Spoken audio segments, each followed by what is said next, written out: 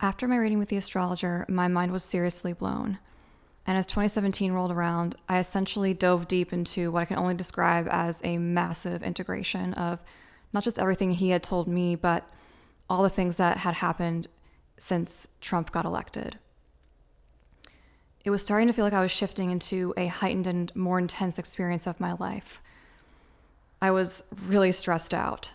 In fact, I actually found my first gray hair at the age of 26, the day before Inauguration Day. I was like, this is not a great sign. And I thought about doing ayahuasca like the astrologer had suggested. But given everything that was going on at the time and how deeply I was like kind of recalibrating as a person, I kind of felt that adding ayahuasca to the mix would just be too intense. So I kind of just put it on the back burner. Meanwhile, the game had been seriously changed with Vedic astrology in my mind. My reading with the astrologer had been so amazing to me, and I also felt like at the same time it only just scratched the surface. And so I also went on a deep dive on Vedic astrology YouTube channels and was just soaking in as much information as possible about this incredible science that I had just happened upon. And finally, by March 2017, I decided that it was time to get another reading with the astrologer, as I knew by that point that I was about to enter into the final part, or the second to last final part of this Venus period, the Mercury Bhukti.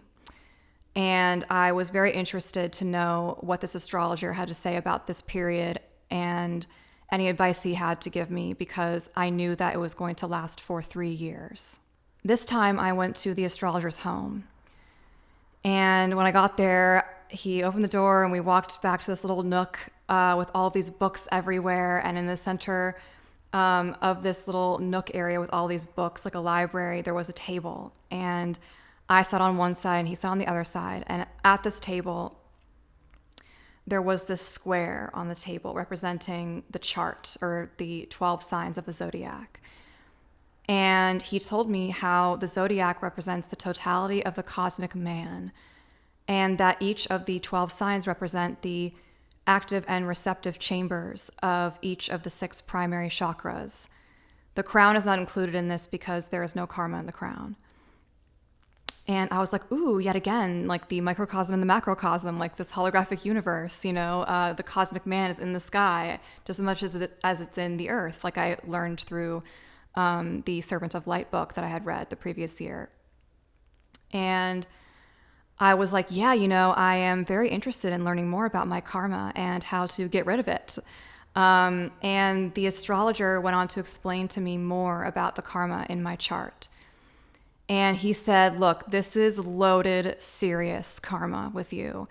You are here to dump massive amounts of karma and basically drain the swamp, like literally. And I was like, what do you mean? And he was like, all of this we see here that I'm talking about is in the excretory system of the body. So you are basically shitting it out. I was like, ugh. He's like, you're going to have to learn to like this. I'm like, oh my God, okay. And, he was saying how I am very compassionate towards other people's piles of shit, because I have this ability to just kind of like read people intuitively and know kind of where all the freakery is and know what all of their kind of like shadows are, essentially. And I was like, yeah, I do feel like pretty bad for other people's things that I happen to kind of feel maybe going on with them. And he went on to kind of talk again about the whole evolution aspect of my chart. And he was like, you are fixated on the evolution of the species because you are afraid that we are not going to make it. And I was like, yes. And he was like, I share your concern. And he's like, what kind of impact do you want to have with your work with regards to all of this? And I said, well, ultimately, I really want to inspire people to be empowered. And he was like, perfect. And then he went on to say that I have this thing in my chart also where I kind of fly under the radar with a lot of people, and I get overlooked and not recognized for my contributions. And but that this won't last forever because, again, I am guaranteed fame in my chart. But he was like, you are not ready for this fame. And I was like, oh, and he was like, trust me, you still have some work to do before you can get there. And the reason for this is that Saturn is holding everything back because you need to be fully baked, and that they're making a genius with you, and that you're not allowed to be mad at how long it's taking. And of course, again, I was like my little impatient self, but I was like, yeah, I understand intellectually what you're talking about. And I've always felt that, my level of intelligence and visionary capability was not on par with my craft. And he's like, exactly. We're just like waiting for a craft to catch up. And Saturn is pressurizing you, he said, and he's asking you, what is your innovation? And I was like, ooh, good question. And he was like, listen, you have a big mission here. Like, this is not a joke. And you've been feeling the responsibility since you were a young child. And I was like, yeah, like, I really have felt like this heaviness all over me, like as long as I can remember. And I just didn't really know what it was. And he was like, yeah, like you've just deep down known that you are here to do something really big. And I was like, oh my gosh. I was like, listen, I'm a writer too. We had talked about this before as well. And he admitted to me that my chart essentially was the job that he had wanted. But that, because he's also a writer in Hollywood, but that he was meant to be an astrologer in this life instead. And I was like, but astrology also is so great, and you basically get to help people write their lives. And he was like, exactly, and I am happy to do it. And after this whole long conversation, he was basically like, for you right now, it's best to just keep working on your new project and to just not get distracted. And I knew he was right. It was definitely time for me to get to work. After all, I had already gotten the instructions from the universe to write a new show about a native female lead. And after these months of integration, I was like, okay, it's time for me to get off my ass and just start doing it.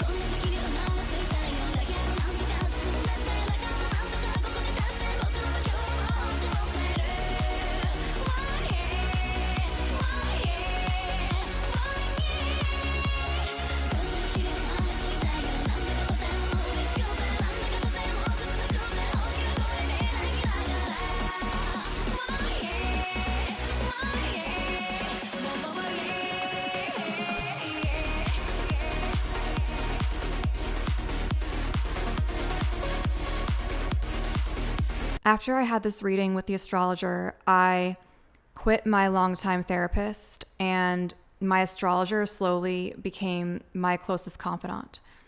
I was like, finally, the Giles character has arrived. I was like, this TV show was getting really annoying without a supporting cast, and I felt like the universe had just given me this amazing blessing with this astrologer because I felt that he was incredibly gifted at what he was doing. And even better, he was gay, which meant that there would be no weird sex stuff. With no freelance projects anymore, I was free to work on my own new project that the universe had told me to do about the native female lead. And I felt it would be cool to combine this divine download with the previous inspiration that I had gotten a year before when I was looking into the metaphysics of music. And so I began chipping away at some like general ideation while I repeatedly rewatched the OA, like over and over and over again. Watched the OA so many times that year as I was studying it extensively. And I also read the Ramayana as the astrologer had said would be a good idea for me to do. However, as the spring went on, I began to get really interrupted by a lot of life stuff that was kind of getting in the way of gaining any kind of significant momentum on my new project. Like, I hosted my friend's bachelorette party in New Orleans, and then I went to her wedding in Sayulita, Mexico. And then when I got back, I spent a weekend at a UFO convention in Joshua Tree.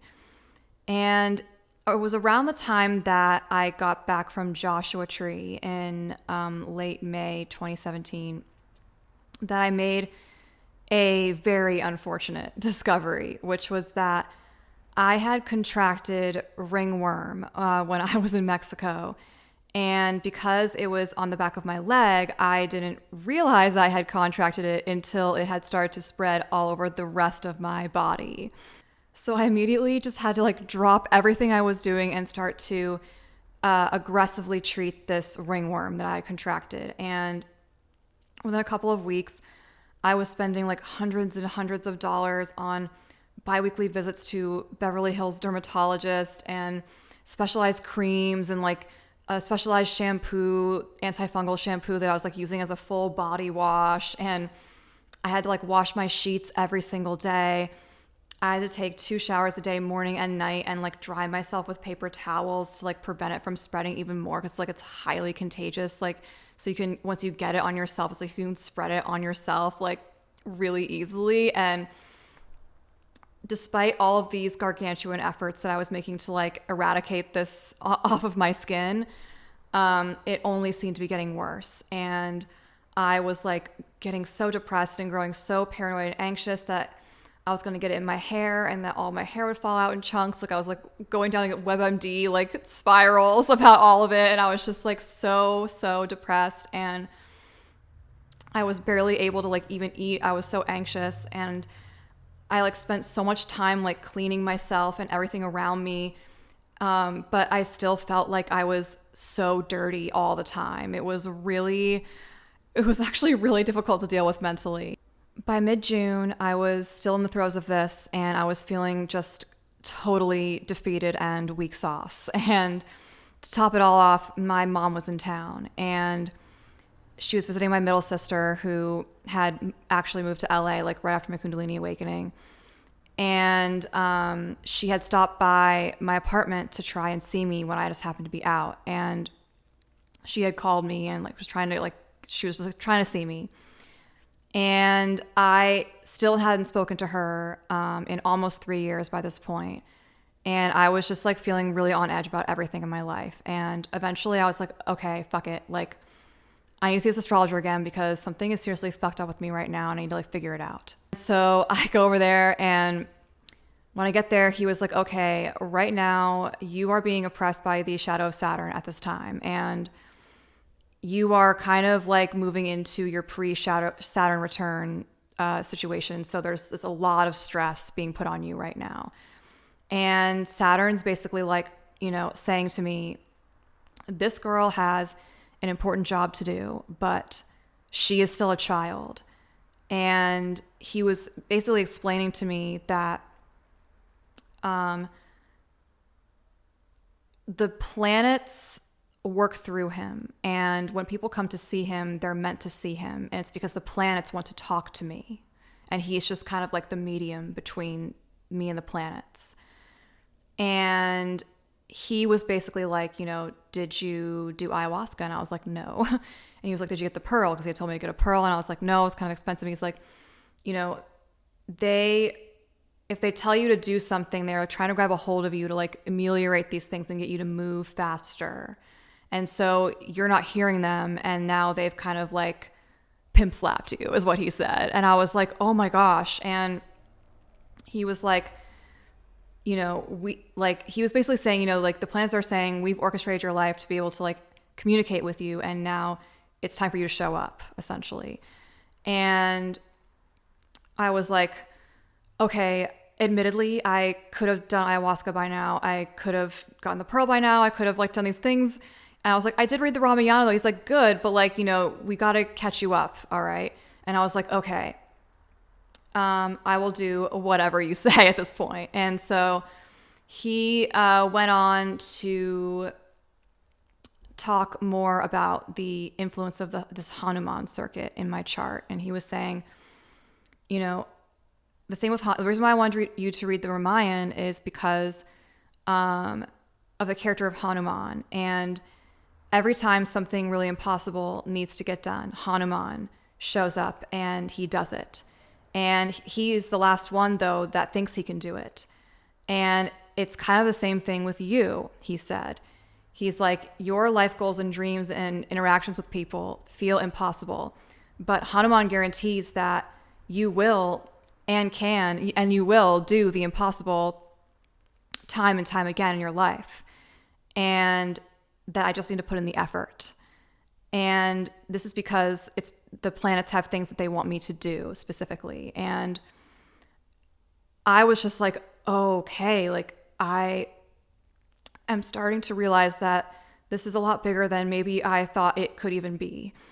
And he goes on to say, it's good to if you start thinking that you're in this like virtual reality and that you're playing a game.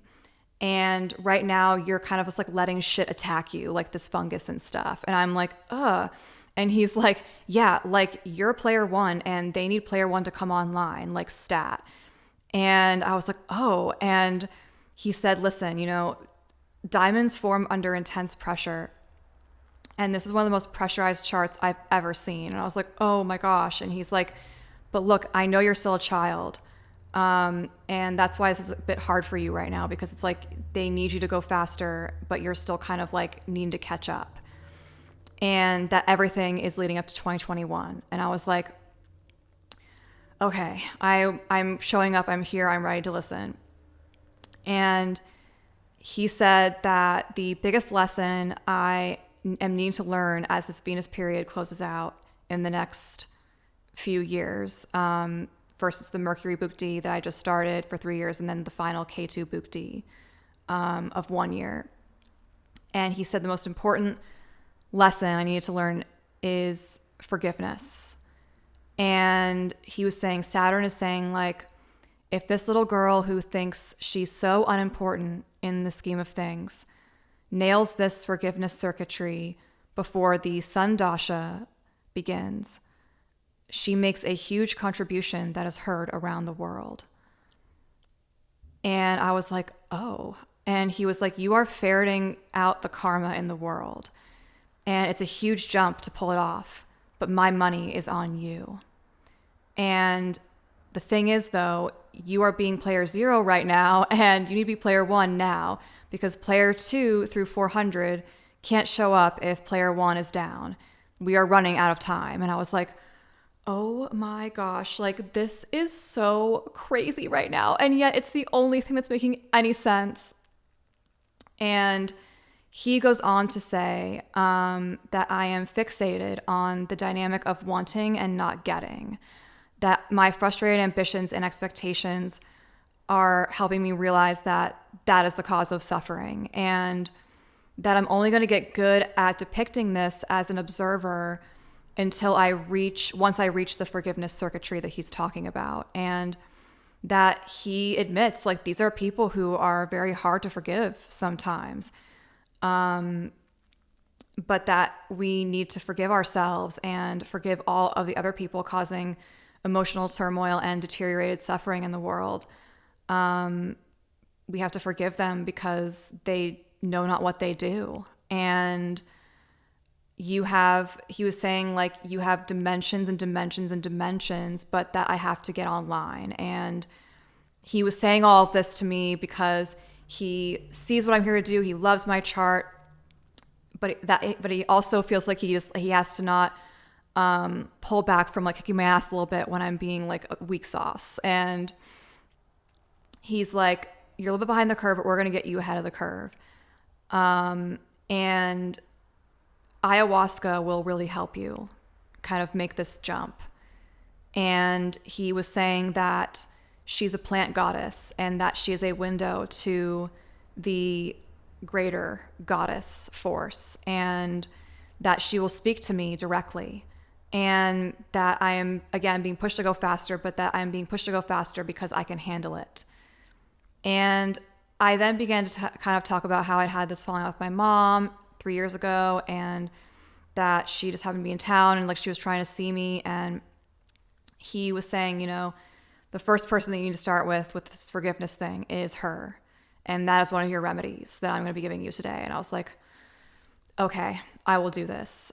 And So as I left my astrologer's house that day, I was like, okay, I will do whatever it takes to unfuck my life right now and show up to do whatever this big mission is that I'm clearly here to do for some reason. And I was really feeling at this point that I just, even with everything that had happened, I hadn't fully realized the scope of what it was that I was somehow found myself involved in. And I also knew that this astrologer was the only person making any sense of the things that were happening to me. And so I would do what he would suggest. I will do ayahuasca, I will get the pearl, and I will forgive my mother.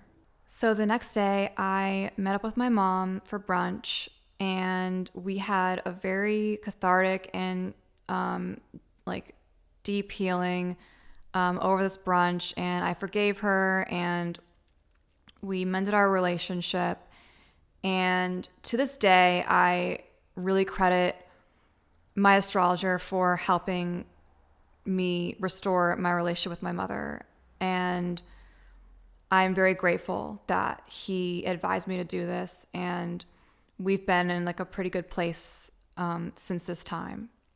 I also reached out to the astrologer's best friend, the ayahuasca shaman, and I signed up to participate in 2 group ceremonies downtown a few weeks later in late July 2017. And in the meantime, I got the pearl, and I continued to aggressively treat the ringworm that was like still giving me a lot of grief. And also, of course, like in the meantime, like show up to my day job at Cartoon Network, like trying to like hold it all together. I was definitely a shell of myself around that time at work, and I was like really trying to kind of like, you know, make sure I was like effectively doing my job still throughout all of this stuff. Finally, the weekend of ayahuasca arrived, and I remember I was advised to wear all white. So I like wore all white, and I had bought this like Japanese futon, like foldable futon. And I like shoved it into my Fiat and like drove downtown to this apartment building.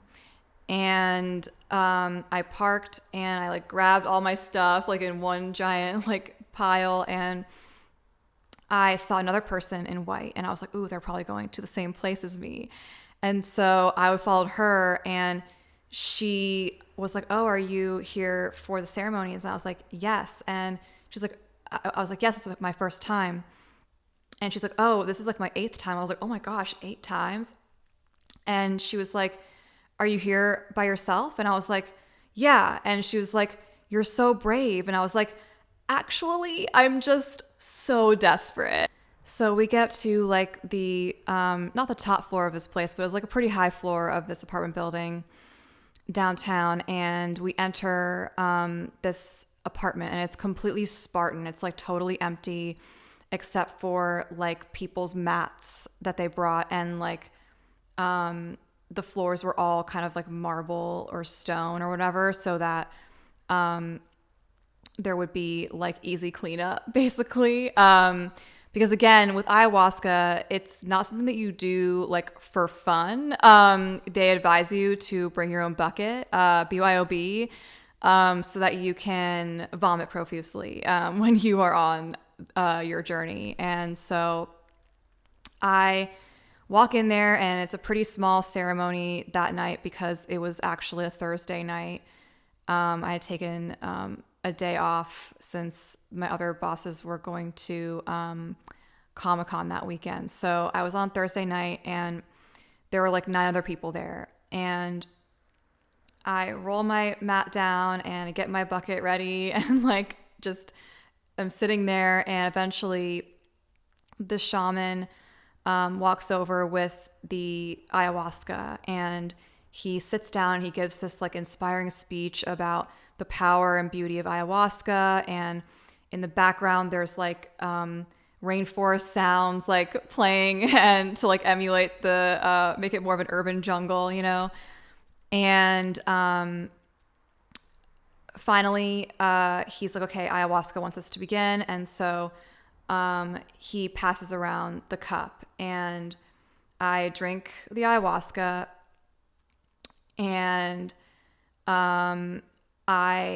he then puts the lights down, and I like lay down, and the rainforest sounds kind of turn into like this very interesting, like ambient kind of shamanic music. And I was like, this is interesting.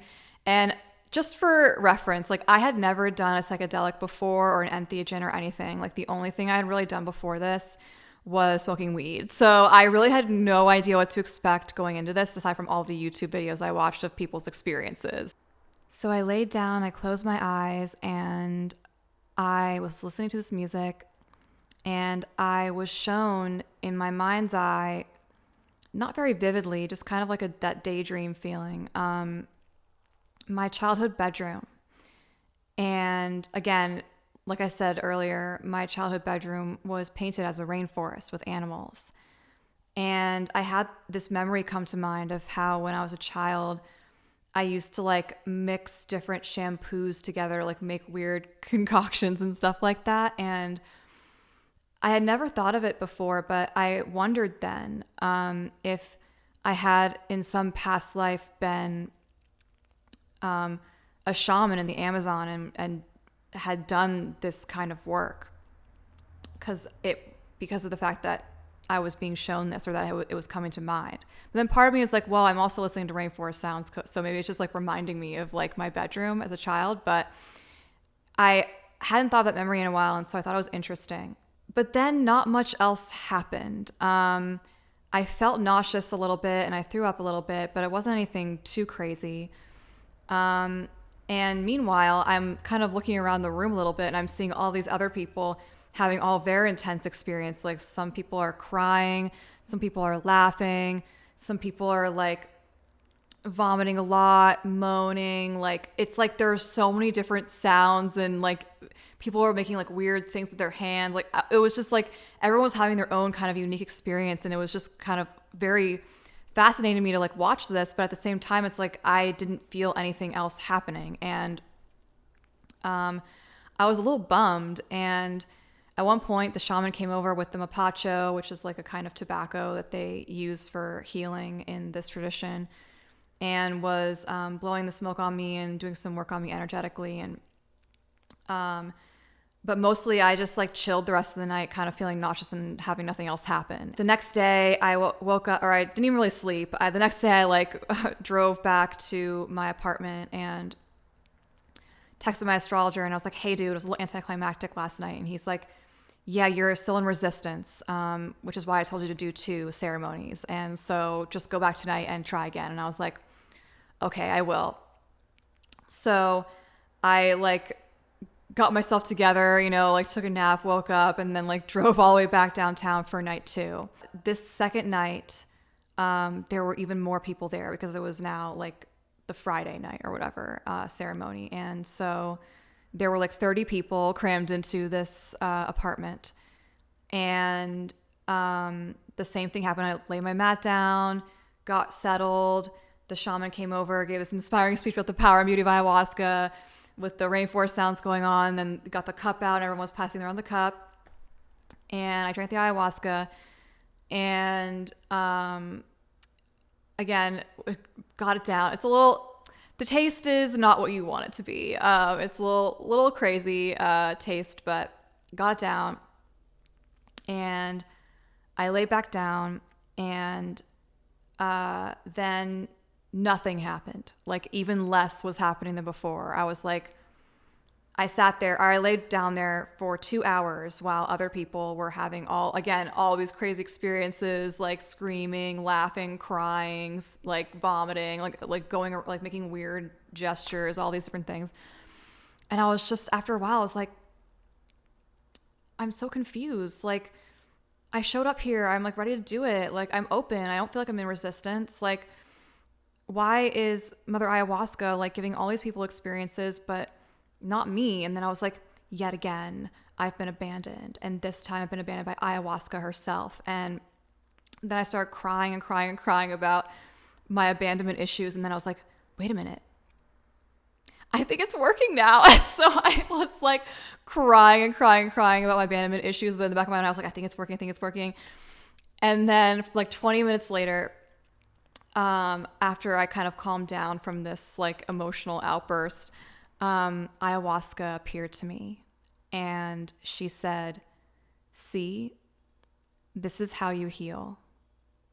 And I was like, oh my gosh, like this is so amazing. I was like, my mind's been blown. Like I've learned so much. Like I feel like I've had a real experience. And as if on cue, the shaman came over with a mapacho and he was blowing the smoke on me, and he like touched my third eye, and I had this vision of like a little baby like being born out of like the mother's womb, and like the head like coming out, like cresting through like the vaginal canal. And I was like, oh my gosh. And the shaman looked at me and he was like,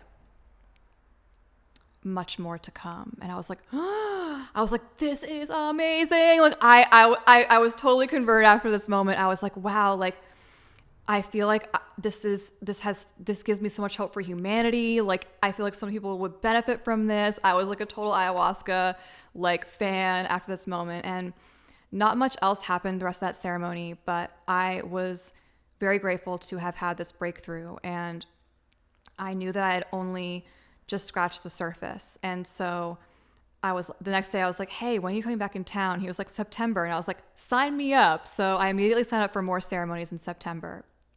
After this, August rolled around and my ringworm finally started to clear up. And as this was happening, all of the skin was like flaking off my body, like full body dandruff almost. And I suddenly remembered as this was happening that something so similar had happened to the medium whose life story I had written the year before. And I got chills. I was like, oh my gosh, I think that like the same things that happened to her are now happening to me. And I wasn't really sure what this meant for me, but I became a bit concerned as I realized that I was like getting deeper and deeper into this like mysterious occult path that I had been on. Still, my spirits were very uplifted from my ayahuasca big breakthrough, and I became reinvigorated finally to get back to working on my ideas for my project about the native girl. And even though I was a little bit bummed that so much of the year had been wasted, I hoped that I could like cram in as much progress as possible before the end of the year so that it wouldn't be a total waste. So I was sitting and writing at my favorite cafe in late August of 2017. And it was actually the day before the Great American Eclipse in late August of 2017. And I was just typing away when a friend of mine alerted me via text that an article had just been posted in the Wrap. And the article was posted by Joss's ex-wife, Kai Cole. And it was exposing him about how he had treated her throughout the entire duration of their marriage, and that he was a fake feminist, and that he had all these affairs and all these different things, and all the gaslighting. And you know, you can read the article, obviously it's out there. And as I read this long article, my heart broke and I became incredibly triggered. And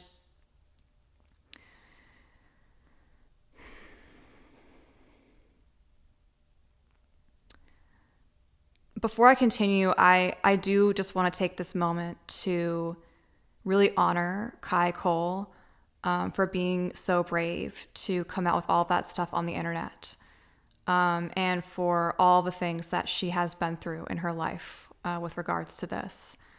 I wouldn't be able to come out with my story if it weren't for her courage to speak her truth.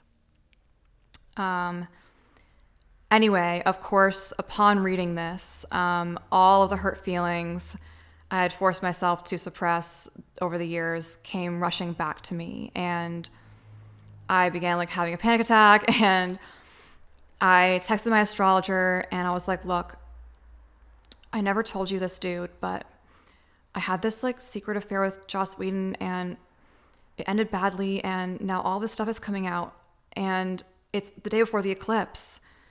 And you see, by this point in my Vedic astrology YouTube education, I had learned about the importance of eclipses and how all of these karmic events happen. And I also knew by this point that I have something called Kala Sarpa Yoga in my natal chart, and this is known as the snake of time. And for this and other reasons, it means that I am somewhat extra affected by eclipse energy. And when I texted my astrologer this, I didn't tell him the whole story of what happened, just kind of like that brief kind of one-liner, log line of what had happened. My astrologer suggested that maybe it was time for me to consider forgiveness with Joss too. And deep down, I knew he was right. But I also was so triggered at the time that I was just like, okay, I'm doing ayahuasca again in 2 weeks. And until then, I just need to like do nothing except calm the fuck down and see how things pan out. In the midst of all of this, I began having all of these epiphanies about how my life seemed to be like so connected to shamanism and all the research I was doing into like what shamanism is and the different types of like traditions that are out there and all this kind of stuff. And I also began to experience waking visions in my life of things that then later happened. On one particular day in late August, as I was driving into work in Burbank, I had a vision of a fire on the ridge. And later that day, there was a huge brush fire that broke out on the ridge. And I was so alarmed by this. I had never really had such like overt precognitive incidents happen up until this point, for the most part. And everything just was feeling very heightened.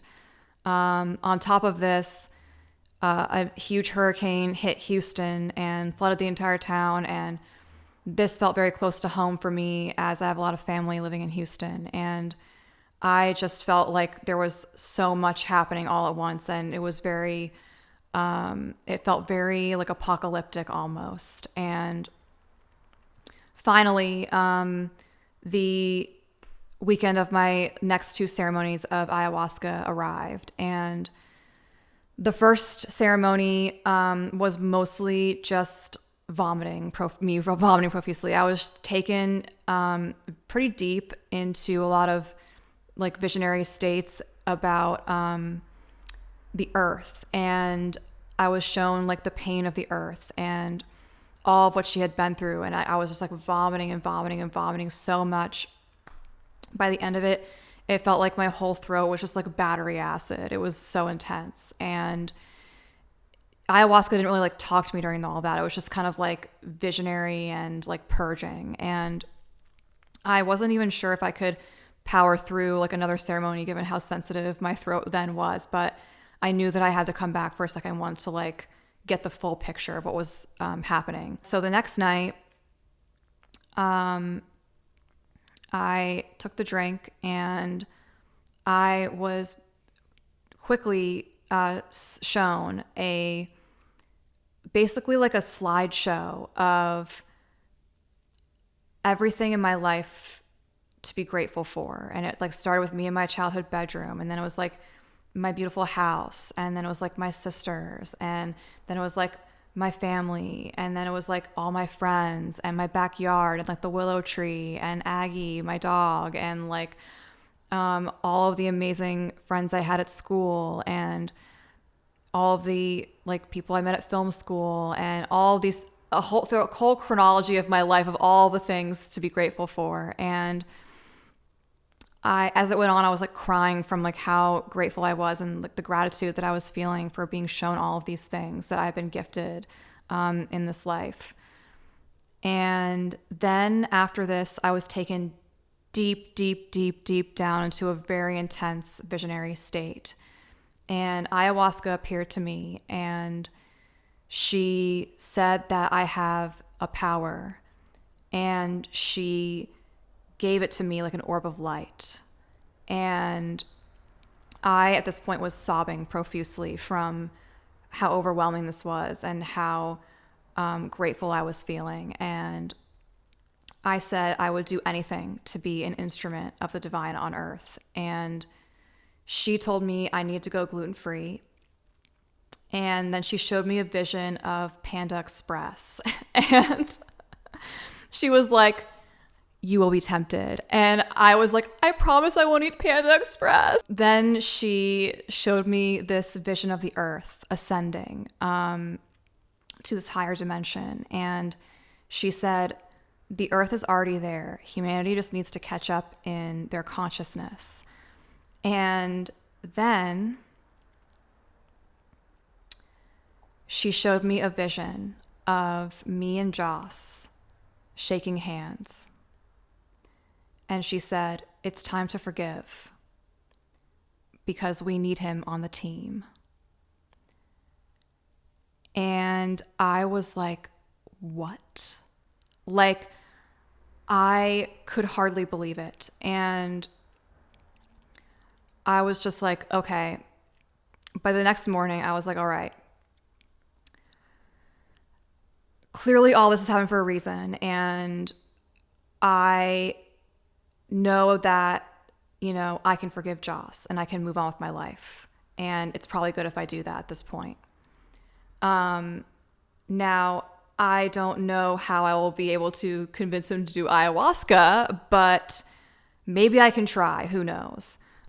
On Monday, I was still thinking about this, and I was like, all right, if I'm going to do this, I better email him now before I talk myself out of it. So I emailed him that day, and I was like, hey, I realize it's been a while, but I'd really like to meet. And he emailed me back a couple hours later, and he was very shocked to have heard from me at all. And he said, of course we can meet. And he was like, I'll go anywhere, anytime you want. Like, I'm just in post right now. And I'm like, okay. So we wound up setting a time to have dinner on Wednesday, 2 days from then, in Santa Monica.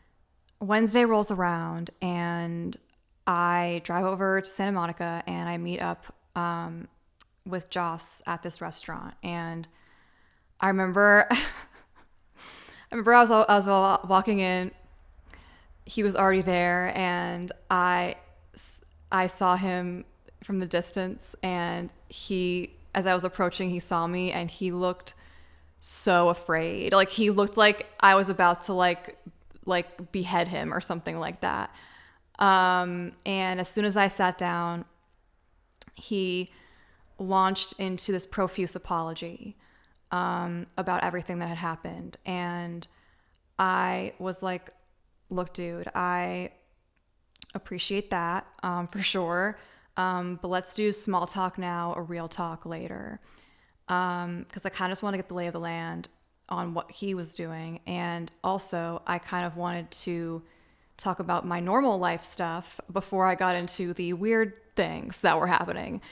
So I tell him a bit about my career successes that I'd had in the past few years, and he tells me a bit about how he's been doing reshoots on Justice League, and how it was like 40 days of reshoots. And I was like, that's weird. That's like a whole other movie. And he was like, yeah. And I was like, okay, whatever. And then he also mentioned that he was seeing someone. And then finally, after a little while, I was like, okay, I know I can forgive him, but how do I get him to do ayahuasca? And then I was like, oh, I know. I have to OA him. So I was like, hey, I have to tell you some things. And I started with like, I experienced my own death, and I found I was like medium, and like I went through the whole long story of like what I had kind of been through up until that point, all the way through ayahuasca, and how she told me that I needed to forgive him and that he needed to do it. And he was like, after all of this long story of me talking for like maybe an hour and a half, 2 hours, he was like, and do you forgive me? And I said, yes, I forgive you for everything. Clearly, all this was meant to happen for some reason. And now you're meant to do this. So fucking do it. And he was like, okay, I'll do it. And I was like, oh my gosh, like I did it. I in the back of my mind, I was like, oh my gosh, I seriously just did this. But of course, like in the moment, I was like, great. And I like took this card out, like the shaman's card, and I like passed it to him. And I was like, this is my shaman. And then I was like telling him a little bit about it because he had some questions. And I also was talking a little bit about astrology. And I was like, hey, by any chance, do you have your birth time? And he kind of like pulled one out of thin air. Like he seemed somewhat confident about it, but like not 100% confident. And I was like, well, if you have your birth certificate, you can confirm your birth time for me. And he sort of made it seem like he had no idea where that shit was. And so I was like, whatever. And I dropped it. Finally, the night was winding down, and it was getting really late, and we went outside to get our cars from the valet. And I was just like, thank you for this dinner, and because of course it's like expensive dinner, and for listening to me tell you about all that stuff. And I remember he turned to me and he was like, you are not like anyone I've ever met. And I was like, yeah, I know. And then I got into my car, and as I drove away, I just burst into tears. I was sobbing. I just couldn't believe that I had done that. And I thought to myself, maybe like I finally healed from this situation and that I can move on with my life somehow. I spent the rest of that week in a state of just deep integration. Again, it was just all the series of events that had gone down were very overwhelming for me. And I was just kind of like strung out trying to put the pieces together. And that weekend, I remember my mom sent me and my sisters a group text. And she was freaking out because a snake had broken into her basement. And nothing like that had ever happened before in the years that we lived in that house. And she was so freaked out by it that she had to call her new next door neighbors over to help her get rid of it. And she knew that they would be able to help her because when they moved in, she found out when she was introducing herself to them or whatever, that they had a pet snake in their house. And so like the dad or whatever, like had to come over to my mom's house and safely get the snake out alive. And my mom was like, I kind of wanted them to kill it, but he wouldn't let me. And I was like, you probably shouldn't do that. And so, and I didn't really think much of it at the time, but later I realized that this was a significant incident that happened. The following Monday, I went into work, and I was sitting with the writers in the writers' room, just like the four of us, and I started to feel really nauseous. And then I started to feel like that pressure feeling I would get that I had gotten in the past, like before my Kundalini awakening and before I got that big download about the native female lead and rise of divine feminine in Hollywood after Trump. And I began to realize, oh no, I'm about to have another huge download at work. And I was like, this can't happen right now. But I was like, it's happening anyway. So I got up immediately and I was like, I have to go to the bathroom. Bye. And I like ran to the bathroom on the third floor of the Cartoon Network Black Building. And I locked myself in the disabled stall because it was the only one available. And I just like went straight for the toilet, and I just started dry heaving profusely. Like, it was very intense. And as this was happening, I got the biggest download I had ever gotten to that point. And quite frankly, even to this day, it remains the most profound vision I have ever had. And the vision was that Joss was meant to help me with my TV project and bring it into form. And that we are meant to be together after all.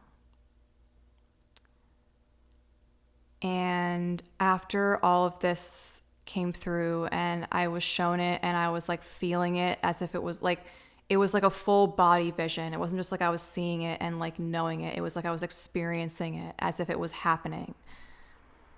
And I collapsed onto the floor and I just broke down into sobs. I was like, oh my gosh, like, what the fuck? I honestly was so shocked. And part of me was like, oh my gosh, this is the most beautiful thing I've ever seen. I love him so much. Oh my gosh, this is amazing. And then the other part of me was like, no, oh my gosh, like, you just spent like the past 3 years trying to get over this and you thought it was all over and behind you and now all of this is happening? Like, no. And so I was just so like, I was feeling every possible emotion in the world in that moment. And I was crying and crying and crying. And I was like trying not to make loud noises because it's like a restroom, of course, that like all my coworkers use. And I was just sitting there like trying to like come to terms with all of this. And I was like, oh my gosh, like I have to get back into work. Like I can't just sit here and cry all day about this. And so I got up and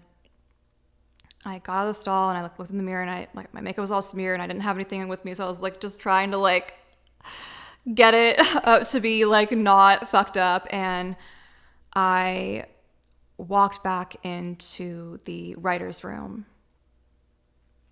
And by that point I had been gone for probably like, I don't know, 15, 20 minutes or something like that. And my two bosses, Ian and Toby, had left. And I think it was just me and Dave. And so I was like, oh, sorry to miss the last of that session we were having. He's like, it's not a problem. And I just like sat down and went to check my email. And when I went to my email, I saw that I had gotten all of these emails from Joss, but like they were all kind of glitched out and out of order for some reason. Like there was some weird glitching going on with the email, which had never happened to me before. And I was like, this is so weird. And in one of the emails, he was talking about how like he had signed up to do the ceremonies that I had suggested and with the shaman, and that he still had some questions. And then there was another one of the emails that was kind of out of order was that he had all these synchronicities that had kind of happened after we had spoken. And this whole feeling was so heightened at the time for me. I was like, oh my gosh, like, is Joss awakening right now? Like, should I go and tell him that I just saw this? And so for whatever reason, I thought it would be a good idea to meet that day. And so he was like, sure, yeah, let's meet. And so I drove all the way to Santa Monica again. We met at this bar by the beach. And as soon as I walked in, I realized I had made a huge mistake. I was like, oh my gosh, like, I can't tell him about any of this. He'll think I'm absolutely crazy. Plus, I don't even have the script done. It doesn't even exist. Plus, like, he's seeing someone. So, like, I can't tell him I had a vision of us being together. That's, like, psycho behavior. So I was like, oh my gosh, why am I here? This is so horrible. I just totally have, like, messed everything up. And we ended up having drinks, and I got really emotional, and I just felt like I had totally, like, completely ruined my image of coolness that I had cultivated with the last dinner that we had. And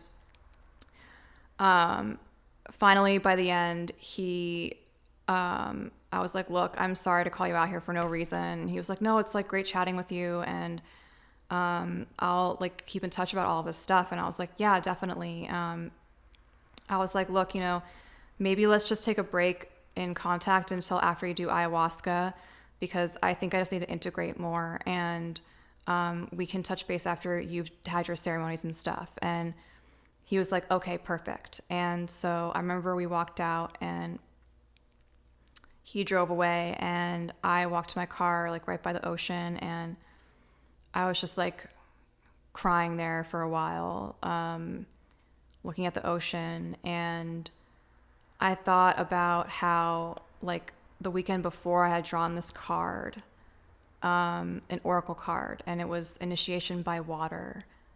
And I realized that I was like in this initiation by water right now, and that I was being purified so that I could become a clear channel, because that's what ayahuasca had told me to do earlier in the ceremonies. And so I eventually, after crying by the ocean for like a half an hour, I drove back home, and I decided that I was so overwhelmed, I just wanted to take a nap and go to bed. But then an hour later, I was jolted awake, literally, by a earthquake.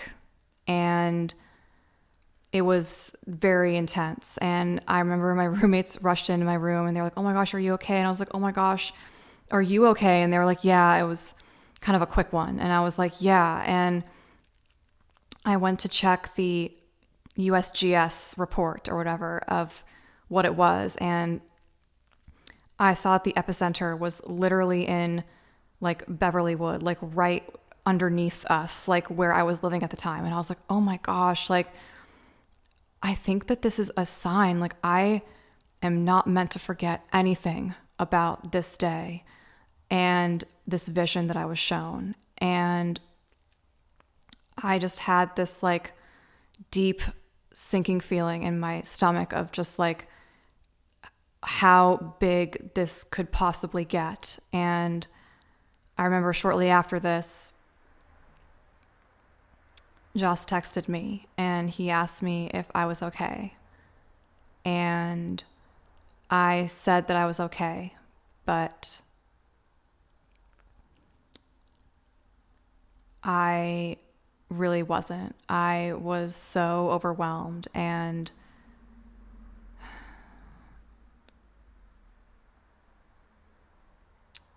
so emotionally all over the place. Because in that bathroom,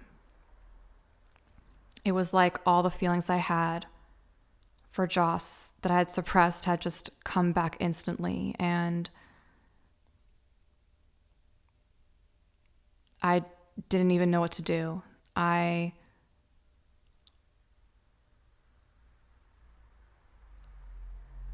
just knew that